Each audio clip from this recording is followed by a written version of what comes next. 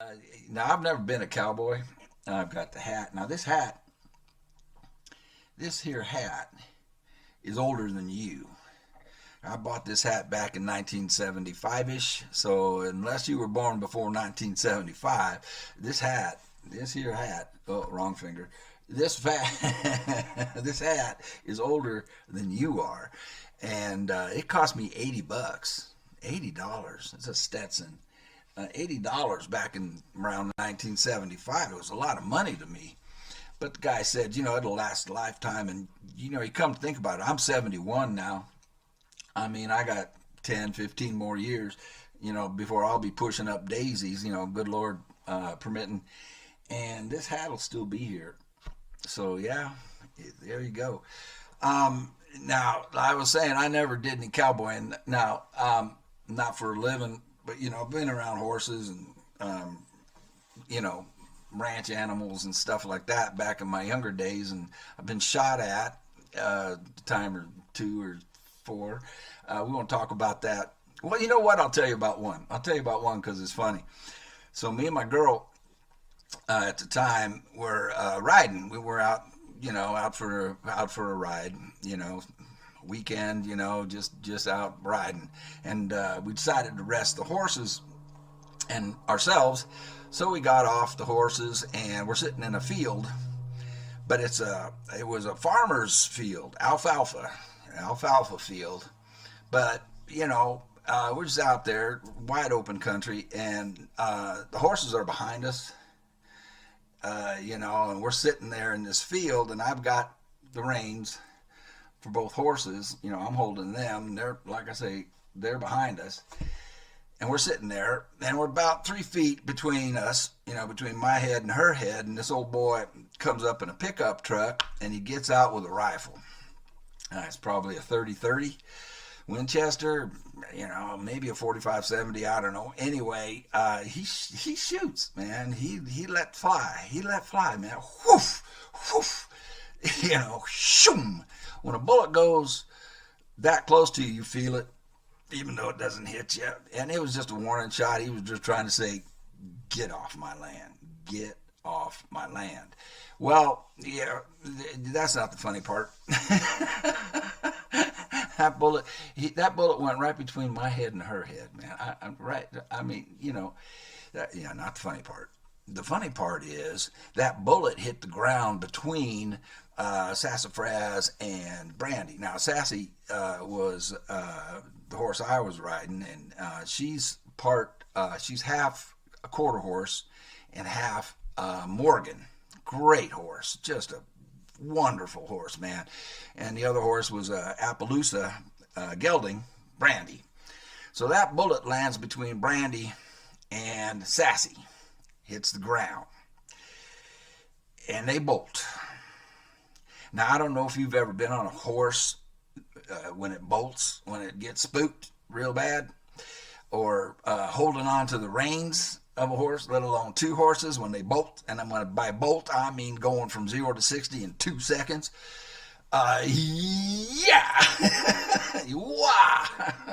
Yeah. So I'm being drugged now, bam, bam, bam, bam, bam, across this alfalfa field. And, uh, I'm telling you, it wasn't funny then, but it's funny now, man. And my girl, in between cussing out the farmer, she let go, and I thought, oh yeah, let go. So open up my hand and let go of the reins, but one of the reins was wrapped around my wrist, so I couldn't let go of it. So I'm still being drugged, and with no way, there's nothing I could do except the rein snapped. Now, do you know? Now, just imagine how much force it takes to snap a leather rein. A lot of force. So you get the idea. Thankfully, it snapped, and that stopped me from being drugged across this alfalfa field any further than I already was. Well, I get up, and me and the farmer have words. But he's about 50 yards away, and he's the one with the rifle. So you know who won that debate. Okay, that's the end of that story. We won't do that anymore. So I got to lose the hat because I got to put on a headset, and we'll jump into this. Let's proceed to make a fool of myself with this game I've never played before. You'll probably get a big laugh out of it. I'm sure I'll get killed in the first minute. Uh, so let's get it on, man. Let's get it on.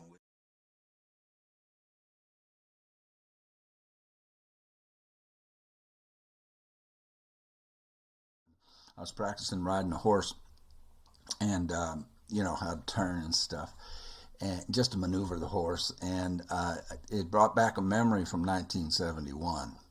1971, and my girl and I decided, my girl at the time decided to go for a midnight ride. It was a beautiful night, man, beautiful night. The moon was bright, the stars were shining. It was just a perfect night. Horses did not appreciate it much.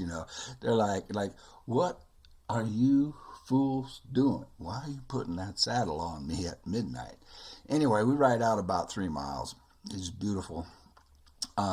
Way far away from the city, out in the country, so you don't have the lights from the city, killing the stars or anything.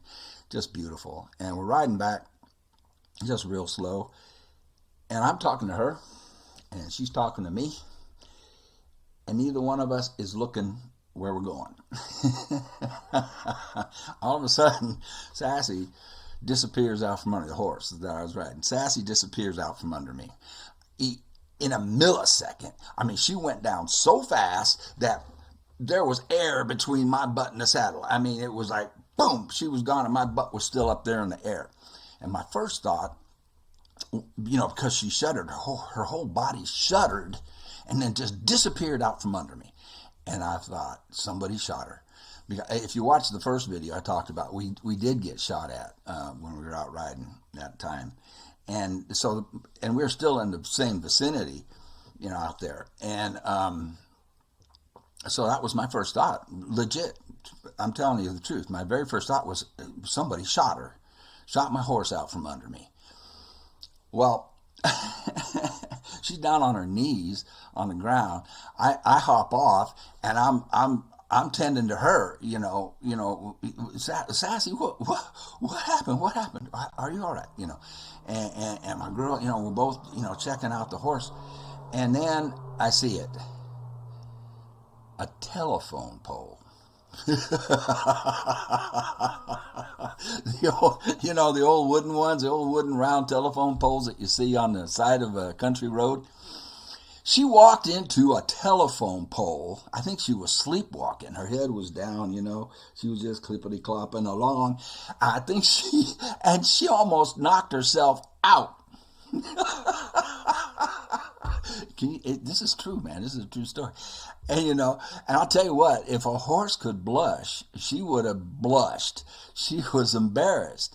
And, she stands up, and I'm like, Sassy, you just walked into a telephone and knocked yourself out. And she looked at me and said, as if to say, I thought you were driving. Anyway, that's that. Just practicing on the horse reminded me of that. So,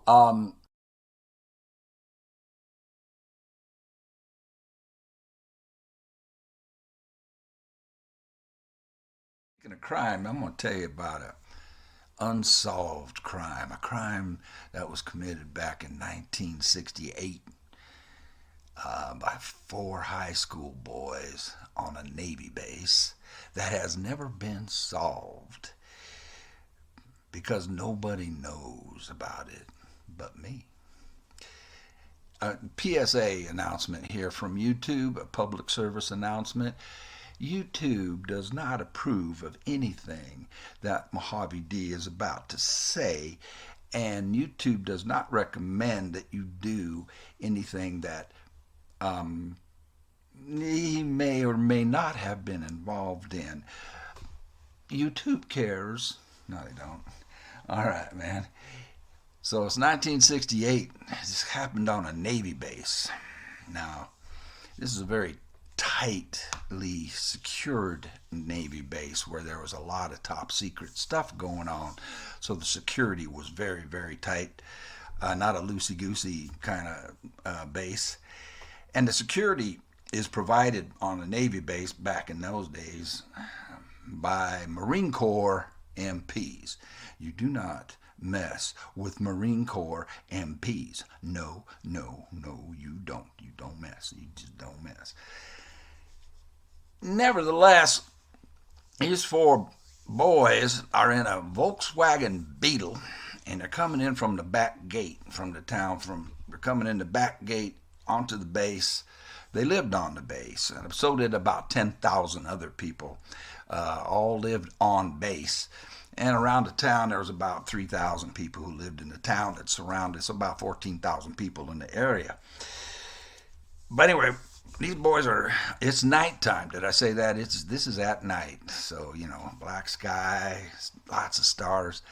And the road from the back gate that led to the residential area I'm gonna get my hand straight here, is just a straight long road, a couple of miles, and nothing but raw desert on either side. Nothing but raw desert on either side of this road that goes down towards the residential area. Just a straight road, man. And it's dark. And four boys in a Volkswagen Beetle.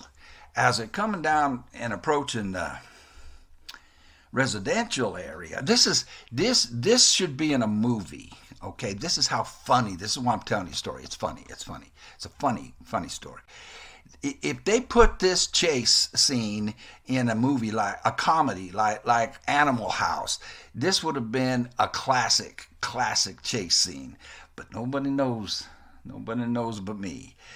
So anyway, they see a bunch of blinking, get my hand in the camera there, yellow lights, caution lights, like you see on a construction site, right? The blinking yellow lights so that you don't, hurt yourself around a construction zone.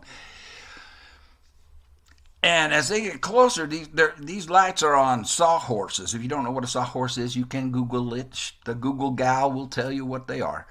And but these lights are just setting on either side, on both ends of a sawhorse, and they're not attached. So these boys pulled over close enough to reach out the window and pluck these lights off of the sawhorse. So now you got these four boys in a Volkswagen Beetle, which, if you don't know, that's a really small car, with blinking yellow caution lights, two of them. Then they go up to the next sawhorse and they pick up the blinking yellow lights. And the next sawhorse, and the next sawhorse, and the next sawhorse, and the next sawhorse. These went on for, a good mile. To the point where they had 48 blinking yellow caution lights in the Volkswagen Beetle with four high school boys. And you, now imagine that. Imagine blinkety, blinkety, blinkety, blinkety, blinkety, 48 of them. Blinkety, blinkety, blinkety, blinkety. And it's dark, it's nighttime, and there's no other cars on the road here. The base was very quiet at night. It was very quiet all the time. Like I said, it's a very safe place, a very secure place to grow up. And they're in the residential area now. In the residential area, don't think military base, barracks type. It would be very, very similar to your typical civilian suburb type thing. Cul-de-sacs. Cottonwood trees and elm trees and oak trees and front yards, backyards, fences. Very typical to a civilian residential area. And they're trying to think what to do with these lights. And man, they look like a dang UFO. Blinkety, blinkety, blinkety, blinkety, going down the road. I mean, just 48 yellow blinking lights in the car. Those lights are about that big. Let me get away from the camera. They're about that big. And they're trying to think of something cool to do with these lights. When all of a sudden, the MPs pull up behind them, the military police. They drove trucks. Now, what would you do? You'd pull over. You would. You do not mess with Marine Corps MPs. Here's the problem. These 4 boys were football players, and they participated in other sports. So to get busted could mean being suspended, kicked off the team, being suspended for maybe even the whole year from not being allowed to participate in other sports. So the driver of the Volkswagen Beetle with 4 high school football players in it, so that car is full, right? I mean, the suspension is feeling the strain, right? And 48 blinking yellow caution lights floored it. Yeah, he punched it. Now, if you're not familiar with cars in around 1968, they all had V8 engines in them, right? A Volkswagen had a rubber band. It was powered by rubber bands and a chipmunk running on a wheel. A Volkswagen Beetle could not outrun any car that existed in 1968. Nevertheless, he punches it. I'm gonna run. These boys decided they were going to run. Now, that means that what's going to be necessary here is evasive maneuvers. Dodging in and out like a football running back, dodging would-be tacklers. And this Volkswagen Beetle is driving over front yards, side yards, down alleys, and at one point took a curve so sharp that it was on 2 wheels. That's right. The right side of the Beetle, comes up off the ground, boom, boom, going around a curve. And you know do you know how hard that is to do in a Volkswagen? Mm-hmm. That's how good the driver was. And he finds an alley that is narrow. The Volkswagen Beetle could fit through, but the MP pickup truck could not. Now, the thing with trying to run from any police is they have radios. So he gets all his friends involved in it. Anyway, this chase, this absolutely hilarious. If you can picture this in your mind, okay? 4 high school football players in a Volkswagen Beetle flashing and blinking lights like crazy, right? Looking like a UFO going down the streets of the community. Oh my gosh, it was hilarious. No, we were actually laughing and cracking up and just whooping and hollering. Being chased by Marine Corps military police in pickup trucks and dodging them. Anyway, going through this narrow alley, we lost them. Or did I say we? They lost them. They lost them. And heading down a street going towards the CPO club, CPO, Chief Petty Officers Club. And there was a party going on at Chief Petty Officers Club. Now, they could not see any cars in front of them, couldn't see any cars behind them, couldn't see any cars to the left or right. I mean, any traffic. We lost them. They lost them. I may or may not have been involved in this. And there's a party going on at the CPO club, so the parking lot is just jammed. It's overflowing with cars, and so much so that the cars are parked all the way on the street on the other side. Get my hand in the picture there. There's just cars all the way down the street, overflowing, and there's a vacant lot kind of thing right adjacent to the CPO club, and it was full of cars. And the driver found a real narrow spot between 2 big cars and pulls the VW Beetle into it. And I dropped something. These football players take off their Letterman's jackets, they take off their shirts, right? So now you've got 4 topless football players in a Volkswagen Beetle, stuffing the lights on the floorboards, and under the seats as best they could, and covering them up with their shirts and their Letterman's jackets so not a single light could be seen. Covered them all so not a single light could be seen blinking, and they laid down on top of them so that their heads couldn't be seen through the windows. And sure enough, here come the MP trucks. The MP trucks come, and they're patrolling, right? They're patrolling the parking lot, they're looking, they're searching, and they don't see the Volkswagen. Because, well, for one thing, it was parked in a dark corner between 2 big cars so that it was hard to see anyway. And I'm sure that the MPs were looking for flashing lights, right? And there weren't any. They just covered them all up. 30 minutes go by. These boys are still laying. shirtless, are still laying on top of the jackets and the shirts covering the lights. Figure the coast is clear. Now the party, the CPO club, whatever was going on at the CPO club is letting out. So everybody's getting in their cars, and the driver just blended in with all the traffic heading out, and made it on out to where there was a dirt road, side road coming off of one of the main streets. They're getting out, and it just led way out into the desert, and they just drove all the way out into the desert, way far out there, and unloaded all these lights. And these lights, when 48 of those lights were all unloaded, they're about 3 feet high and about 6 feet in diameter, out in the middle of the desert, just blinking away like crazy, and the boys went home. Safe and sound. Made the papers.